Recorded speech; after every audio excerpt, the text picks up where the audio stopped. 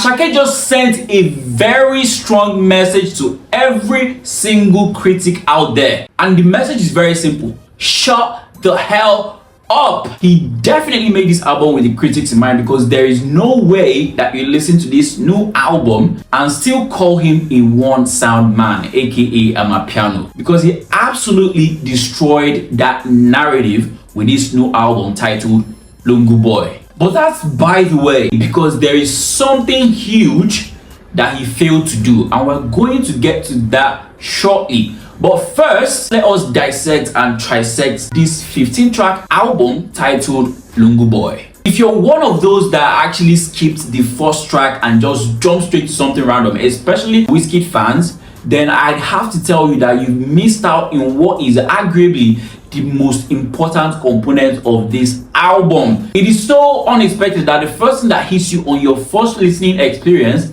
is Asha's voice. I mean, who would have thought that? Asake sampled Asha in the very first track. That is the intro of this album, this song right here. And I would have to tell you that it is nothing short of a beautiful experience, because this actually ushers you in a very calm manner into the beauty that this album was eventually going to present. I mean, if you actually skip this first track to any other track, you would never get the same experience, and I guarantee you, this is why I'd always recommend to listen to an album in the chronological order. That way you can follow up with the story.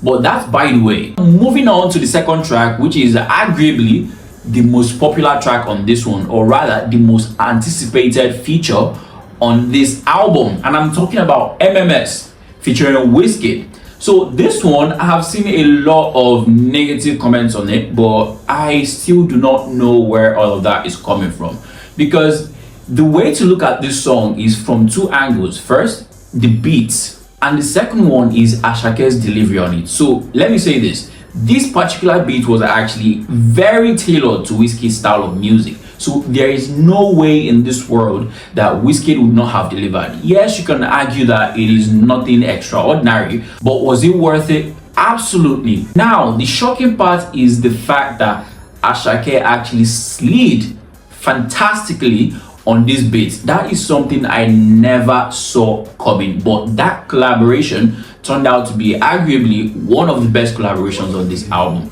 without a doubt. So before we move on, I have to mention this. This is a 15-track album, but if you actually paid attention, you will notice that it is divided into two parts, two stories entirely. The first part is majorly pre-fame, and the second part is post-fame. It covers two parts of his journey from the beginning to where he is right now, and potentially where he intends to be. So this is an album that brings two separate worlds together. The third song, this one is titled Mood, and I have to tell you this, a lot of you might not have heard about the instruments that was actually used at the beginning of this song. I'm talking about this instrument right here, a music pan. This is amazing. The moment I heard this sound, the production on this one is fantastic. This particular song actually destroyed every single narrative that has been painted about him being a one sound man or not being versatile as an artist, because he brought a lot of elements into this song and then managed to make it a homogeneous experience. I'm talking about the sound, the delivery, down to the fact that he even spoke Spanish on this one. I mean, there is nothing more you would have asked of a record that you wouldn't find on this particular track. It is just perfect. We absolutely had no choice than to give this one a solid 9 out of 10. Now moving on to the next track. This particular one is actually very disappointing, and a lot of people might have to fight me on this one, but hear me out. This particular song, I feel, does not align with the entire essence of this project, and when you look at the message in combination with the delivery, it wasn't exactly what I was expecting. And the rating for this song is actually a 3 out of 10. And I know a lot of you are waiting to hear what the name of this particular song is. Well, it is titled My Heart. Yes, that's the song, My Heart. The lyricism felt disjointed, and the collaboration wasn't exactly giving what it's supposed to give. We had no choice than to give this one a 3 out of 10. So now moving on to the next song. This one is titled Worldwide. It's not like it's a bad song, but the placement was so wrong. It's supposed to be a self-eulogy and a thank you to the fans, but that would have been better placed as an outro than to be thrown somewhere in the middle of the entire album. It wasn't just cohesive, and it totally ruined the experience with the placement of that one. So we had no choice than to give this one a 5 out of 10. So moving on, of course, everybody knows this one. It was the second lead single that was released just before the album dropped, and this one is a feature with Travis Scott. I was actually very surprised about how good this one turned out, because this is not Travis territory. This is not a sound that is native to his style, but somehow he did manage to deliver. It is one out of the 2 songs on the album that actually has amapiano sound, and he totally killed it.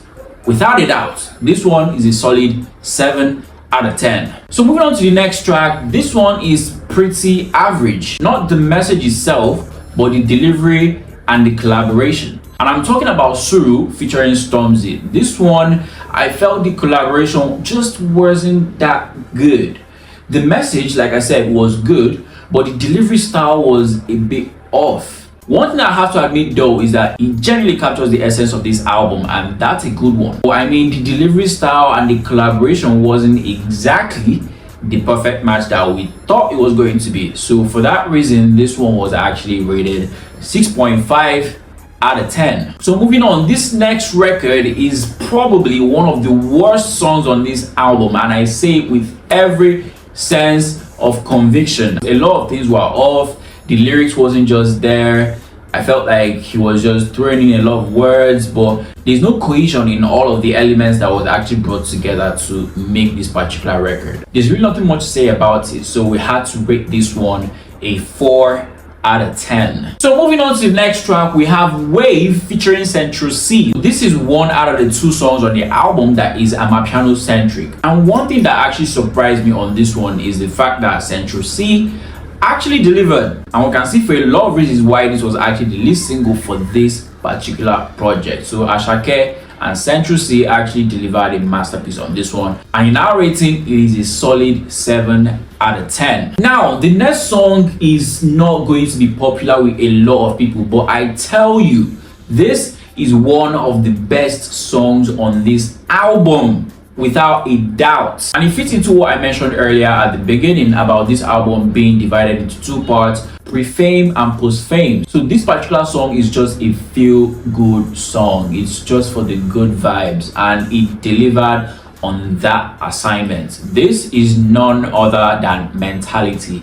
This is a solid 8 out of 10. And the next song is titled Oh Yeah. This one is actually another feel-good vibe, but one thing that stood out for me on this particular song is how experimental it is. It has this electric music vibe to it, and there is no way this does not grow on you. A matter of fact, this has a very good replay value. And in summary, it actually just proves the fact that Asake is not scared to venture into unfamiliar territories and emerge victorious, and it's a solid 6.5 out of 10 for us. And this next song is actually a self-eulogy. Like I said, it belongs on the second part of this album. It's a good song, but it's not great. I personally still think that it doesn't really fit into the entire essence and direction of the album, but it's something that you can actually still vibe to based on the delivery style. And he kept referencing Mr. Money with the vibe, but I mean, Lungu Boy isn't exactly Mr. Money with the vibe. It felt like a good song, but on the wrong album. That was exactly the vibe it was given.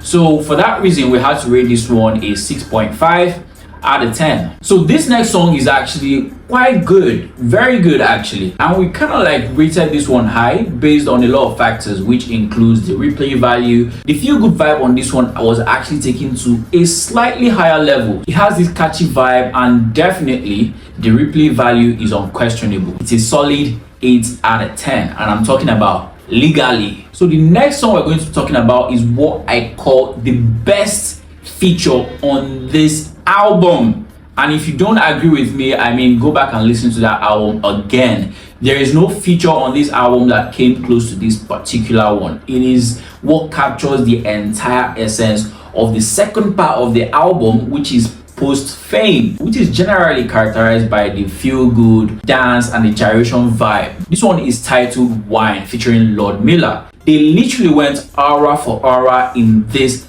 particular song. There's no way you hear this one and not move your feet to it. It is without a doubt, like I said, the best feature on this album. Wine featuring Ludmilla is a solid 9 out of 10 in our books. And now to the last song, which is also arguably the best record on this particular album. The only thing I feel that is wrong with this particular record is the fact that it was put as the last song.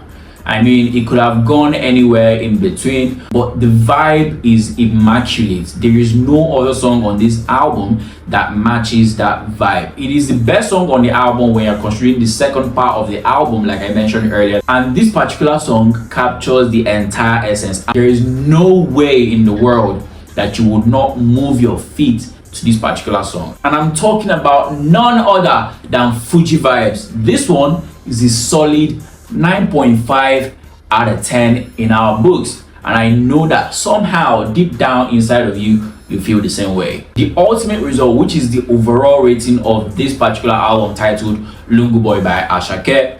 So we've reviewed every single track repeatedly, so it took a lot of listens for us to understand where the direction of this album was actually headed, and to finally realize that it was actually a two-part album with two different experiences. And the moment you capture that, you'll be able to enjoy the album a lot more. I mean, the arrangement could be a lot better, the cohesion could be a lot better, but overall it was not a bad project. In total, Lungu Boy by Asake, rated by 360 Playlist, is a solid 7 out of 10. But now we're bringing the question to you. What is your rating of this new album by Asake out of 10?